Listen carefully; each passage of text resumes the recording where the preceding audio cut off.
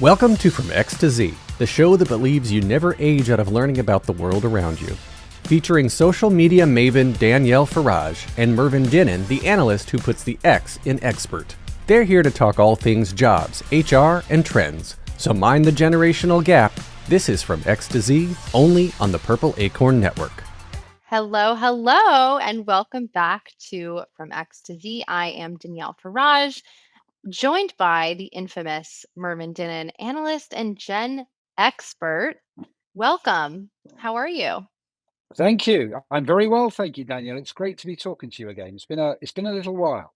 It's been a minute. I went on a fun little adventure the past few weeks. I went to Paris. I was scheduled to be traveling for 5 weeks, ended up traveling for 2.5. Went to Paris, went to Normandy, and then back to Paris to go to Tel Aviv. Obviously, that's not happening. Thank God I didn't get stuck there. My flight got canceled 12 hours before we were scheduled to fly. Ended up going to Spain and then back to the States. So I am back and better than ever. Got my nice tan going, and I'm safe, which is the most important part. Mm. And as I understand, Mervyn, you've been up to quite a bit of moving around as well. What have you been up to? I have. Well, since we last spoke, and it's great to see you back safe. Thank you. I've had a holiday in Mexico, which, as you know, Gen X and Boomers do from time to time. Just take a week off in Do Mexico. they? Yeah. It's because we've got all the money in it. No. Yeah, I've moved home, and in fact, it's been a panic up until half an hour ago because there was no Wi-Fi. It was installed today and it wasn't working. Oh my gosh. But I finally got it working to be able to do this. And this is a UK thing. I'm sure in the US this doesn't happen, but it's kind of Yeah. like, the Wi-Fi is installed, but it's only in one room, and you need Oh wow. boosters. But you need Yeah. boosters to take throughout the apartment. But then, because you didn't order a series of boosters when you made the contract, it's a whole different thing now, and you've got to wait another 2 weeks for boosters and things like that. It's just Oh my gosh. crazy. Ridiculousness. Yes, But you're coming through clearly, I think. So that's a good, good good. sign. Indeed. Awesome. Well, yeah, I've had a interesting few weeks, and what's I think stood out to me the most has been, I can't help but think about this one quote. That's like, you make a plan and God laughs. Like every single thing that I've tried to plan with the help of ChatGPT, might I add, plan me 5 days in this place, or a 5 week a trip in these places. I mean, everything has kind of gone awry, leading me to being home early, like 2 weeks, 2.5 weeks early. And it's interesting because as we're in this increasingly AI driven and AI focused world, I'm like, wow, like when I was traveling, I was like, wow, like I wonder how many parts of this travel experience can actually be, changed, transformed, taken over by technology, and how much of this is going to change in the future. And I just couldn't help but think about that as I was traveling. Um, I don't know if you had the same experience because you were also traveling, obviously, to Yeah. Mexico.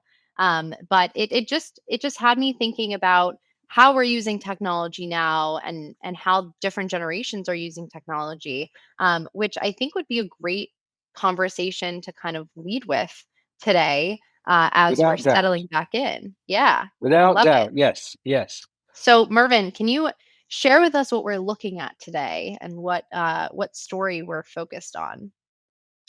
We are focused on some research that came from Deloitte. Uh, Generational differences. It was some quite interesting. I think, embracing the promise of Gen AI is one of the sections I think will be discussing today, and they talk about, throughout history, emergence of technology has brought waves of excitement alongside fear and resistance.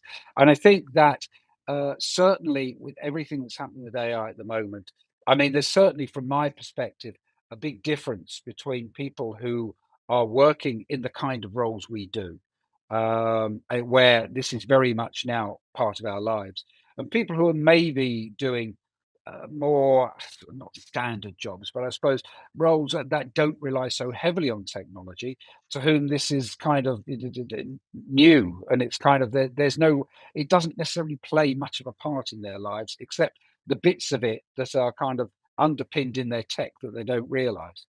Right. Right. And I think a lot of the tech is adapting and now bringing in more AI capabilities.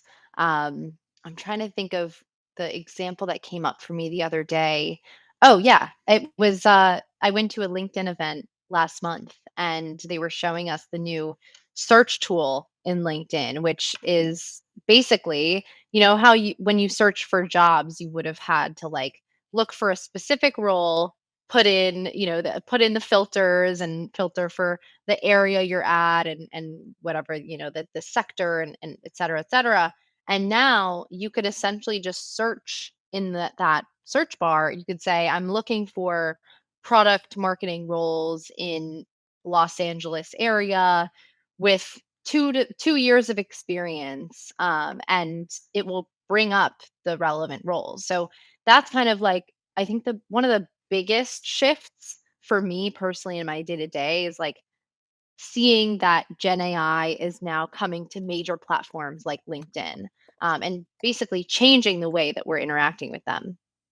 But beyond that, I think that there is a difference in the level of adoption, certainly the speed of adoption, which is normal across generations. And I think one of the things that this survey highlighted was, the kind of that rate of adoption, but also the different use cases that are coming out. And I remember seeing an Instagram post a couple months ago about the most common use cases for AI. And now we're looking at use cases specifically in a work setting. So I could just read through some of them if that's Mm, helpful. it But is. basically, part of this Deloitte survey says most Gen Zs, 57%, and millennials, 56%, so basically the same, are already using Gen AI in their day to day work to some extent. Among them, 30% of Gen Z and millennials say they use it for all or most of the time, and up to 26% of Gen Zs and 22% of millennials in 2024. So I think the rate of adoption is definitely increasing. And 26% say they never use it at work, which to your point, I think is a matter of necessity. Yeah. And also company implementation. A lot of organizations don't let people use AI yet at work. I think that will definitely change. But three-quarters of both generations believe AI will impact the way they work within the next year, which is obviously most. So the Mm. current use cases of tools at work are data analysis, probably the highest number, 42% amongst millennials. Content creation, definitely for me, that applies. Design and creativity for sure. Project management, strategy, training, software development, and customer support. Those were the top use cases of AI at work. So, Mervyn, what do you make of Mm. this? Do you feel like, the other generations kind of keep up with this trend and these numbers, or do you feel like people are kind of shying away from this sort of technology and implementation? I think that, I mean, if I think over the last 20 to 30 years almost, the more experienced generation, I won't talk about older and younger, the generation who have been in the workplace longer, tend to be slightly more skeptical of technological changes. Um, It's not a case of. I think we're beyond the. We used to use pen and paper to write things down. Yeah, I think there is always almost a reticence to fully embrace. But I think, funny enough, while you were talking there, I opened ChatGPT and I asked it, "What does Mervyn Dinnen know about Gen Z?" And Oh. it highlighted 7 things that you and I talk about all the time. It didn't mention you. And then it said, Huh. bottom line, for Mervyn Dinnen, engaging and retaining Gen Z, which I didn't ask it, I just asked what I knew about Gen Z, uh, requires modern tech and agile work tools, supportive yet autonomous management, flexible skill-focused career paths, mental health and well-being support, inclusive communication styles, and values-driven company purpose. So there you go. Love it. So, Yeah. so for the next episode, you'll be talking to ChatGPT. I love it. Yeah, yeah, you could create a Hey Gen, an AI version of Yeah, yourself, and but I just think there put it is. on here. Yeah, I think one of the interesting things is that uh, I noticed that people are, I suppose, trying to find out more about other people's backgrounds as well. I mean, we look at, I suppose, ChatGPT, we look at AI very much as about how it can help supplement the workplace. But I think there's beginning to become much more of a user case for, I suppose, again, probably not so much millennials and Gen Z, but obviously X and beyond, about trying to use it to find out information. Like, I said earlier, I've been away to Mexico for a week. I think people are now beginning to understand that they can go onto their phones and say, is Mexico a good place to go on holiday? Where Yeah. should I go on Mexico? As opposed to kind of going into a travel agent or asking people who they know have been to Mexico. I think there is now beginning to be this kind of, asking AI questions like that. Right. And I suppose we're almost, you and I live a lot of our lives going to conferences and things like that. You can almost now begin to ask it, who's the keynote speaker? ABC. Is ABC a good keynote speaker? What do they usually talk Mm, about? And then you think, oh, do I want to go and see it or not? So I think that we are using it in the flow of day-to-day life um, a lot more, uh, particularly those who are tech enabled. Um, yeah. I think for work, there's still an interesting thing, and I gave some thoughts on the kind of workday Mowgli thing to somebody for a piece last week. There obviously are we're beginning to see the areas where organizations and individuals within organizations have to be a bit more aware of what is out there. Are there biases? Are there ways to encourage biases by the way you word things, frames things like that? So I think Mm, that is probably quite an evolving space. But I think it's one of the fascinating things is it's evolving all the time.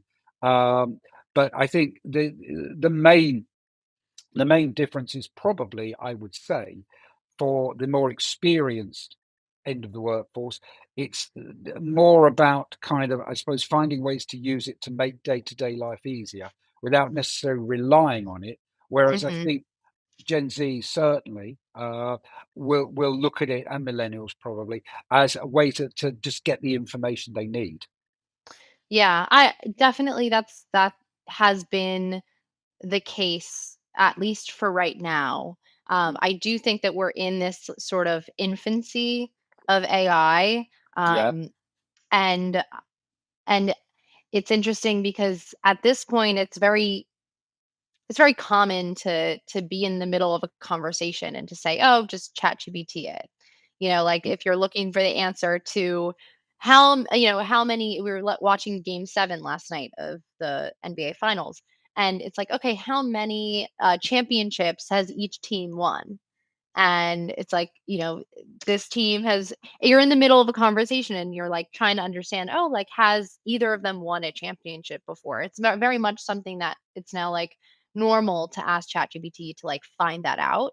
And I think the next phase, and actually what's on my to-do list for this week of like weird vacation slash slash working time is like, okay, here is the space that I need to explore, how do I actually create an AI agent to look through my emails, delete the ones that are spam, unsubscribe from the ones that I don't care about, and then draft emails for myself that I can then review and then send off on a Monday morning. Because this morning I wake up to, probably at least 10 emails that I have to respond to that are action oriented. And instead of focusing on the actions I need to take, I have to then also focus on drafting the emails, which would be so much easier if an agent just did that for me, or at least, responded to the things that it could while I'm on vacation versus just sending an email responder, Mm. because I don't really like email responders. Kind of a hot take. Because I'm kind of always working. I own my own business, right? So I Yeah. want this in between of like, I saw your email, I'm gonna respond to you, but it might take a little bit longer, or I could give you this much information. So anyway, I say that all to say that's sort of a little example of how at least I'm thinking about how I can integrate AI in sort of that next phase. Mm. And I think that that's similar for many young people who, whether you're at a job or you're or you're looking for a job. I think specifically when you are looking for a job, a lot more people are using AI. And when you look at, I saw this other piece from Brian Solis on Mm. Medium, and it's a case. It's basically about all the new use cases for personal and professional uh, use of AI, and the top use cases. I think this is from Harvard Business Review that he cited, Mm. was in 2025, number one is therapy and companionship, which we could talk about probably another time. Yeah. And number two is organizing my life, which is a new use case, followed by finding purpose, which is a new use case, followed by enhanced learning. And what's interesting to me there is Mm. the organizing my life piece, I think, is very relevant to 20 something year olds, as well as the finding purpose piece, which this Deloitte survey actually talks a lot about, in what Gen Z is looking for in the workplace. But yeah, it's just that's kind of what stands out to me is like how we're starting to use it, how we're going to use it, but how we're also trying to leverage it for the harder tasks, like Mm. responding to emails or finding purpose in our lives. Mm. I mean, that is quite different. It was interesting the example you gave about watching the championship games and wanting to know how many championships each team had won. Because I suppose before Chat GPT would have just gone on to Google and asked the same thing. Right. Um, but the I think that what ChatGPT, as you say, gives us something very different, in that it's more about almost organizing your life, as you say, and it's I suppose for people from Gen X and above, it's almost, yeah, learning how to trust it to actually do these things. First, learning that this can happen and you can trust it. And secondly, then how to get, I suppose, not the best response, but the kind of response you need, to be able to help support what it is you want to do. Hmm. And I think that, the older you are, it takes a little bit longer to start trusting these things. And then, but I think it, I think it will over the next 5 years will completely reshape, not the relationship with work, but everything with work. How we do it, why we do it, when we do it, how we structure it, when we have times on it, when we have times away from it. Um, how to not shortcut things, but I mean how to do things more efficiently, more effectively, quicker. And I think that's where a lot of it will change. And I suspect that will be driven a lot more by Gen Z, Mm. um, and millennials, and it will, I suppose, by my generation. I try not to say that, but yes. Um, but it's, yeah, I think it is interesting with the Deloitte thing, because we talk about meaning and purpose, and I've said it in previous episodes where we've talked about, I suppose, the different backgrounds when we've talked about things like, being priced out of property and things like that over the years, and that, if if work used to be earning money to kind of feed yourself, feed your family, to move on to the next life stage, to move on to the next ladder, to get a bigger play. That's why you worked. Whereas when you take quite a bit of that structure away, it's then the work you do, how you do it, the kind of meaning and purpose you get from it, the enjoyment you get from it, um, which then governs what you do and how you do it. Hmm. Yeah. I'm finding that work, and I think this survey highlights it too. It's Work is much less about being a means to an end Yeah, than, you know, a means to finding purpose and also being able to live your life.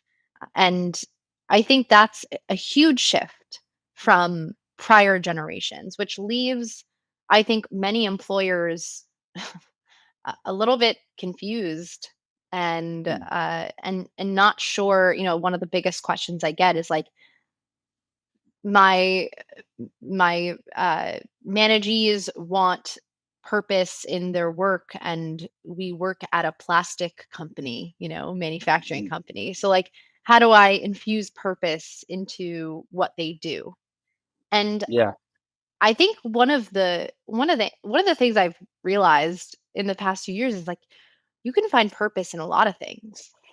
mm, And a company doesn't necessarily have to be doing the most novel thing, like curing cancer, to have purpose.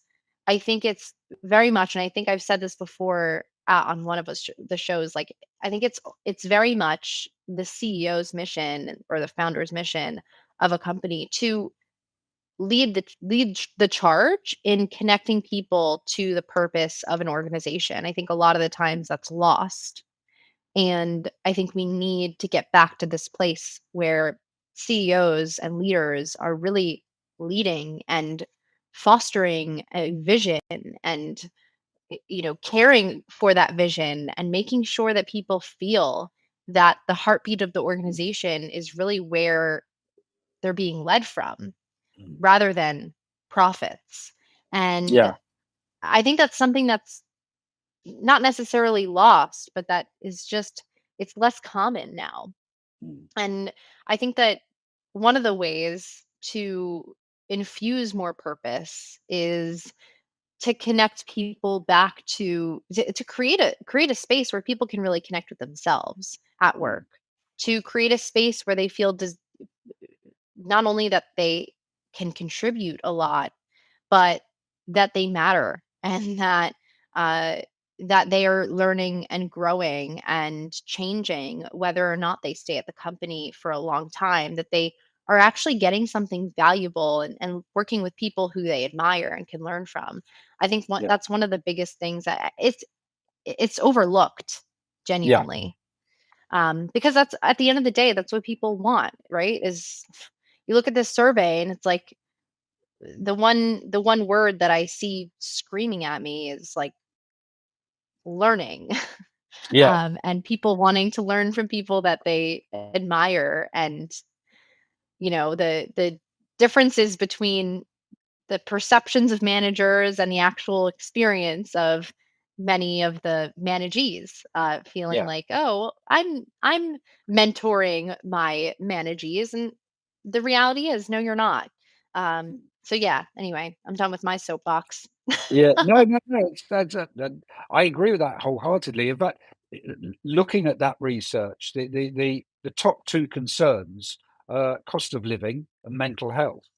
And I think that the first thing any organisation can do, if it wants to really support, enable its people, and make them feel that they're in the right place, is to, I suppose, take those concerns away from them by the way you structure. Well, firstly, pay people properly, Yeah. remunerate them properly, but also take away a lot of the stresses and the problems that lead to poor mental health. And that a lot of that will be about the culture that you create, or the culture and behaviours you tolerate within the business. Mm. Um, and that again comes from the top. So I mean, it's how leaders establish what the business is like, what it is like to work for, what is the almost the well, we almost the employer brand.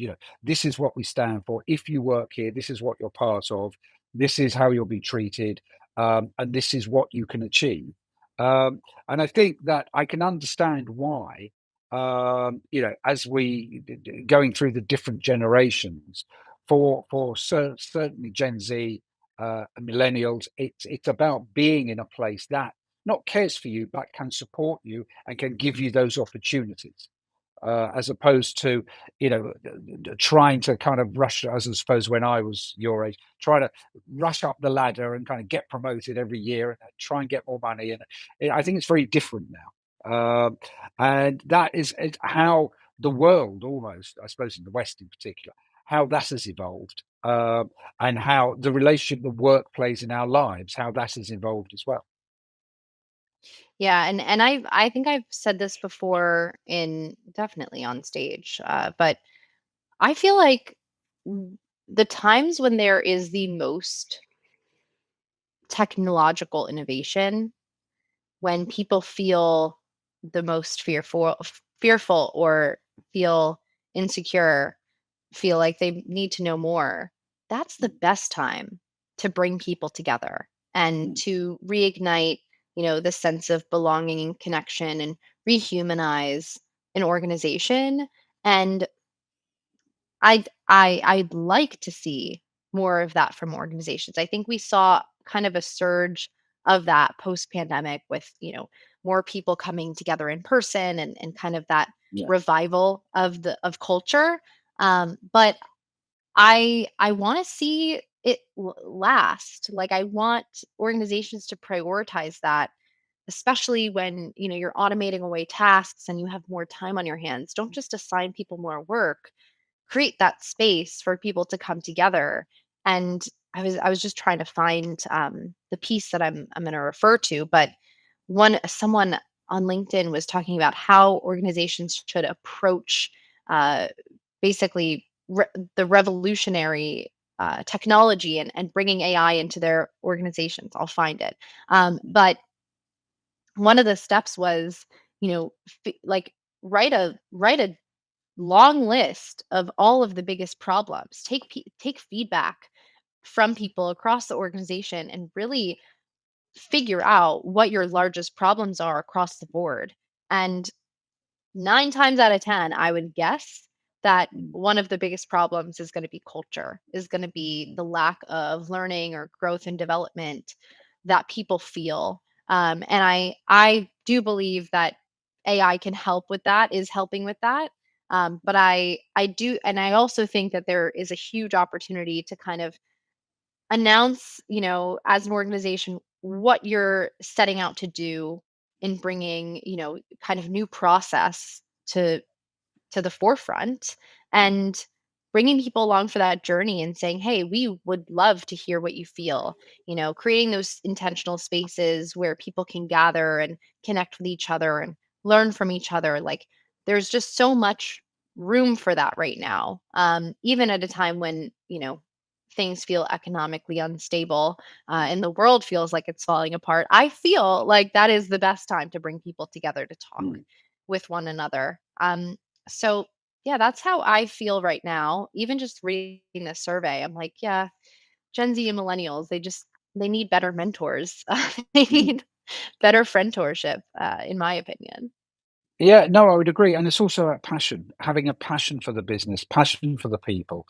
And I think that's what really inspires people when they feel passionate about the organization they work for. Hmm.